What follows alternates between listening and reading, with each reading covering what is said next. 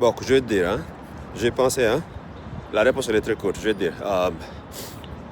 Je voulais aller plus loin, c'est-à-dire en faisant une plateforme qui ferait commission zéro et qui ferait commission zéro pour aussi bien le chauffeur que le client qui commande la course. Et puisque c'est gratuit, donc il n'y a aucune raison pour que les clients et les chauffeurs ne l'utilisent pas. Est-ce que tu vois un peu?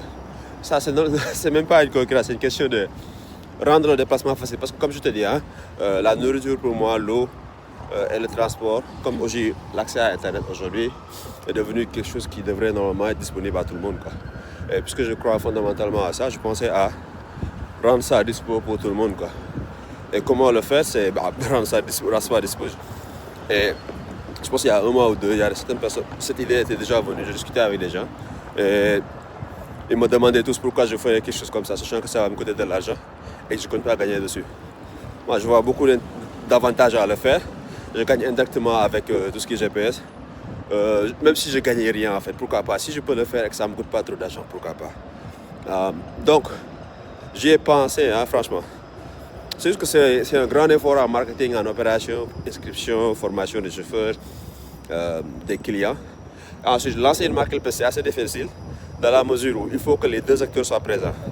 Il faut que les clients soient dessus pour que les chauffeurs soient dessus. Mais sans clients, seulement des chauffeurs, les chauffeurs vont quitter. Et juste des clients sans chauffeur, les clients vont quitter. Donc il faut lancer les deux en même temps. Mais avantageusement, c'est qu'on a aussi les données. Données pour savoir il faut combien de véhicules pour couvrir Dakar, il faut quelles heures, tout ça on a, tout ça. Donc normalement oui, on est très bien placé pour concurrencer Yango, mais aujourd'hui je pense que si je le faisais, je ne mettrais pas de prix.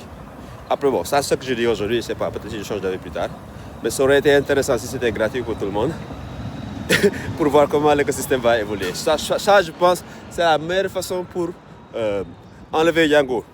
Franchement, tu le fais aujourd'hui, Yango n'a aucune raison de rester à opérer sur Dakar. Je pense de Yango, mais je ne m'arrête pas à ça. Itch aussi.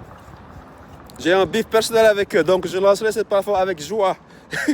Mais je pense qu'il faut l'appui de la population dans la mesure où c'est pour eux. Donc ça ne sert à rien de le faire et que personne ne l'utilise.